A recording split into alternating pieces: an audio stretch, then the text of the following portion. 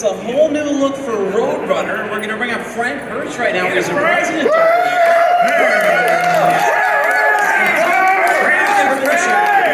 Come on in, sir.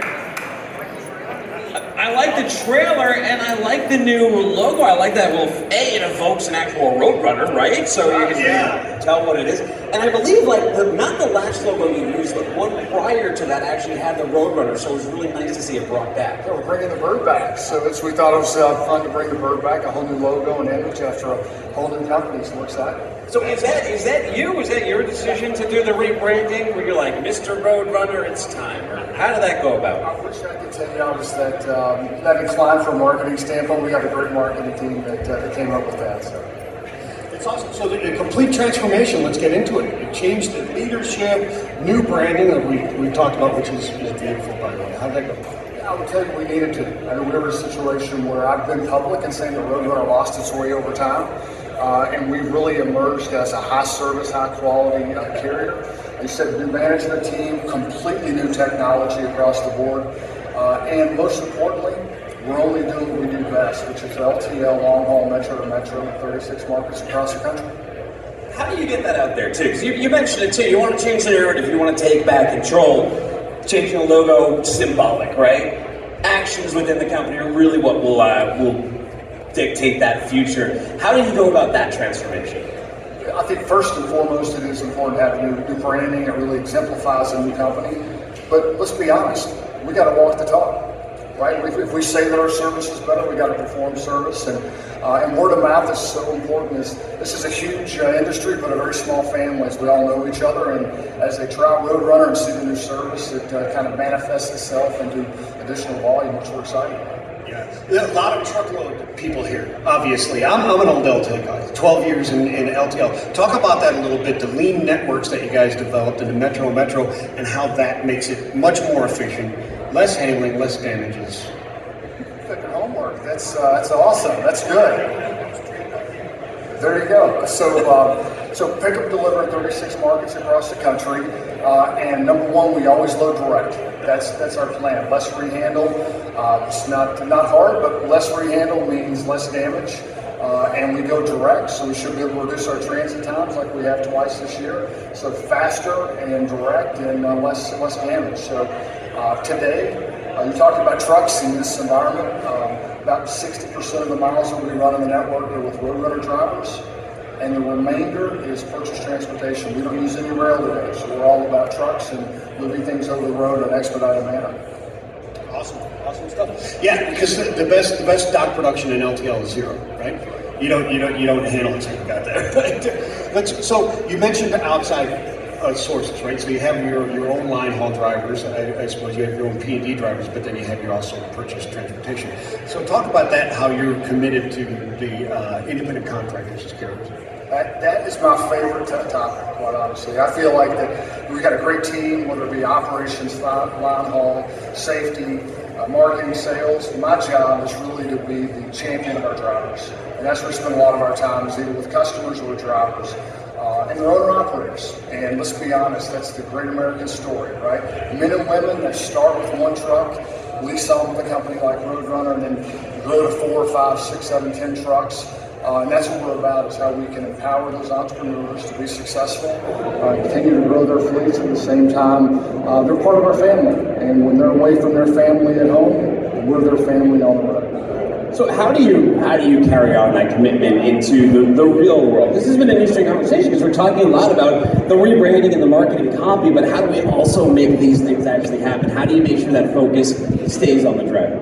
Well, you're right. It's fun because you talk about technology and networks, those sexy things that everybody likes to talk about technology, but really what matters is the culture. And it's how do we tie our employees, our teammates, and our drivers to that of our customers. We do something kind of fun at Roadrunner. I would invite you next time you're in Chicago on Thursday. I want you to come to our office. We brought all our orientation into Downers Grove, our corporate office. And every Thursday, you guys will like this, we have a dance party. So we play music, maybe a little 90s rap, we play some 80s rock, and we have a little town hall, and we introduce every new Roadrunner driver to everyone in the company. Gets on a Teams call. So we do a little dance. We we have people saying whatever they want to do, but it's really a way that we can celebrate the drivers we have at Roadrunner and welcome them into the network. So I expect you two guys to. That's awesome. Hell no, I don't sing, but we've got drivers that are really good singers. So People don't say, I was going to put them on the spot right now. Dooner's not going to let you get a mosh pit. Pat Lund can play the guitar. So There you go. I got a guitar too. I can sing. We're gonna bang them. Absolutely. Guarantee me I'll have Portillo's here and I'm there. no problem. I'm going to hold you to that. There you go. So not just drivers, though. Another opportunity of great outreach has been through Roadrunner's women in trucking movements and their veteran in trucking movements. Tell us a little bit about that. And is the rebrand going to change any of that? Is it going to enhance any of that? Well, coming up is November 11th, Rice Veterans Day, and so let's take a minute. I want to recognize all the veterans who are probably in this building today, and also a lot of them driving for us. We appreciate your service. So veterans are a really important part of the fabric we have at Roadrunner. So we actually right now have 3 trailers that are just dedicated to the armed service, and also recognize the veterans that we have in our business. At the same time, women in trucking is a really important part for us. So you think about those Thursday meetings, we always introduce our women first, and we always finish with our drivers that are veterans at the end. And so to us, really, it's a way that we feel that we can give back to not only our drivers that we have, but also the communities that we serve across the country, and really recognize the men and the women that have fought so hard for the freedoms that we all enjoy today. I mean, Why Veterans is obviously a great initiative to have in the first place, but me personally, I feel like logistics and military, obviously, they share a ton in common. Do you find that the veteran drivers you have come in do a great job? They do. Number one, it's safety, right? It's our number one value at Roadrunner, and safety is such an important part, and they teach those types of skills and those really behaviors in the military. At the same time, it's commitment to service and customers in our country, and so they have a lot of same values that we want at Roadrunner. And we talked about how do you transform a company, and word of mouth is so important. And so for us, we think about bringing on additional owner-operators, and we've continued to grow our fleet this year. But having those men and women who have a great experience and are seeing positive results at Roadrunner, they tend to share those with other drivers, and that's why a lot of veterans bring on new veterans, and we want to be the destination of choice for females and veterans at the same time. Yeah, so those owner-operators in the ICs that you work with, you consider them entrepreneurs? We do. Yes, they are. They are entrepreneurs. They come in. Some of them, we're the first time they've ever become a business owner, and so we have to help coach them on how to be a successful business owner. Then we have others that come in that are just non-driving fleet owners that have fleets as well. But they are entrepreneurs, right? And it's up to us to have the right technology to allow them to be successful, and the right coaching and support systems behind the scenes as well. Awesome. Do you think that I just had a follow-up to that. I was like, do you think enough drivers consider themselves entrepreneurs? I think they do, but I think there's really 2 classes. The first group of drivers that come in, it could be their first truck, they've got a lot to learn, right? They got to learn about planning their day, where they purchase fuel, obviously a big topic we're talking about this week at Freight Waves. But then we have the other group that are successful business owners. And for us, it's how do we bridge that gap, and how do we coach them to become successful business owners? Because there are a lot of tricks in the trade that our successful owner-operators have that we have to filter down to the younger generations coming in.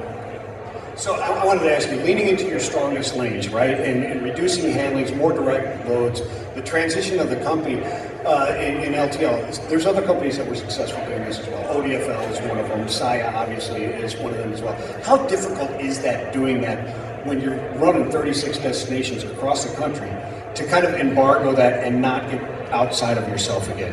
Well, that's a great question, right? Because internally, we're always talking about being a focused LTL carrier. And doing what we do best. And we had to kind of take a step back and kind of shrink to grow, if you will. And everything we do is around service and quality. So if we're confident that we've got the density and the volume in the lane, provide the service we do, but we'll have accurate transit times and carrier connect. However, we're a density-based network, and we need volume in a lot of our areas. We're running at probably 60% capacity a day across the network. So as we grow more density, we reduce our transit time. So that's important for us, is we're always looking for new shippers, and one of the reasons we're here this week. Service or load factor, and the answer is always yes. Yes, that's exactly right. Very difficult. Frank, before we let you go, people out here, they're looking to connect with you, they're looking to connect with your team. Where do we send them to? First off, you can go outside and see a branded Roadrunner trailer. Oh, yeah. Come to we're booth 16. We're ship Roadrunner Freight.com. And here's the other thing. I've noticed that you guys have a couple of trailers on the podcast. And videos. I'm going to send you guys one. I expect to see it on the next What the Truck. All right. Love it. Absolutely, yeah. We'll get you our address. That's good. Thanks, guys. Appreciate it. Got a huge collection of our trailers. Take care. Good time.